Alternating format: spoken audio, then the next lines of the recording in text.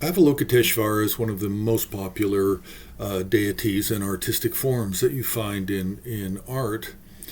We have a variety of forms also that come out of Mahayana Sutra literature. These are, of course, non-iconic, essentially narrative-based. And then in Vajrayana, coming out of the Tantra literature, we have dozens and dozens of different forms of Avalokiteshvara.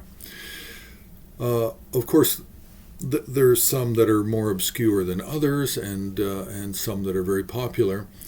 In terms of very popular, the 11-faced, thousand-armed Avalokiteshvara is one of those. But there are a number of different forms, even of this sort of large category of tantric forms of Lokeshvara. So with the 11 faces really comes out of, the concept of this comes out of and is described in the Arya Avalokiteshvara Ekadasha Mukha Nama Dharani. So this is like a tantra, a little bit like a sutra.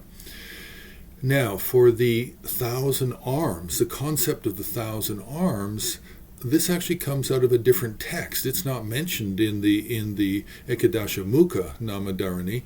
The 1,000 arms come out of the Mahakarunika Dharani Sutra. So really what's happened over the last 1,500, 1,700 years is there's been a bit of a conflation of these two texts, or the description of Avalokiteshvara from these two different texts has been conflated together. So there's really two ways you can begin a study of the 11-faced Avalokiteshvara. It's by traditions and systems, such as lineage, or it can be based on appearance, either standing or seated.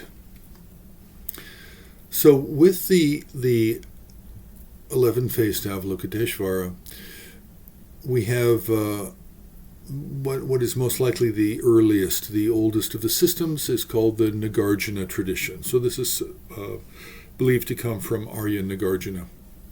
And it has a large mandala of retinue figures surrounding it.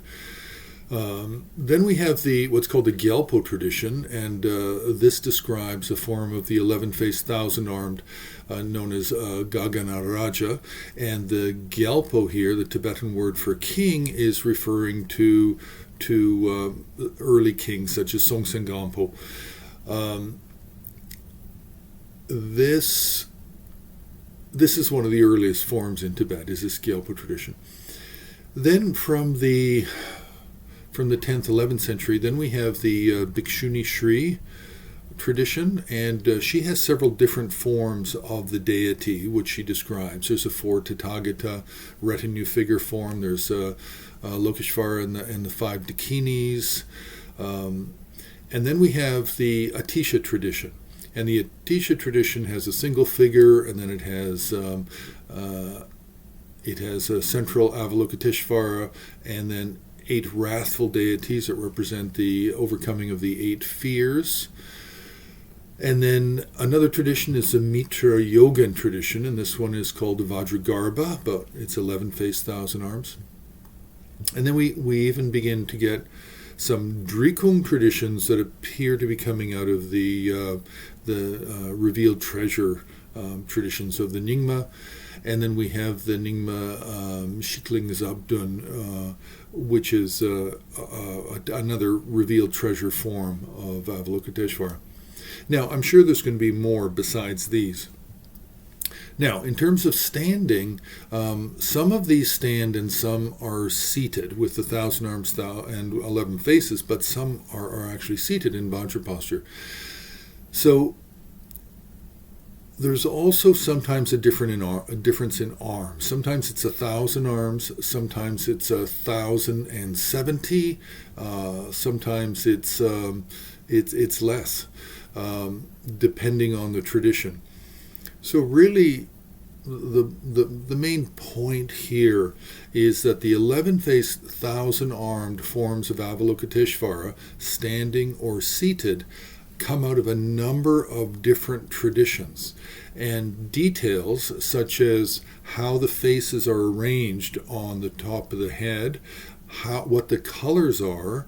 All of these can vary, and whether or not all of the faces are peaceful, such as with the Atisha and Bhikshuni Shri tradition, or whether or not some of the faces are wrathful, such as with the Galpo tradition, these can vary.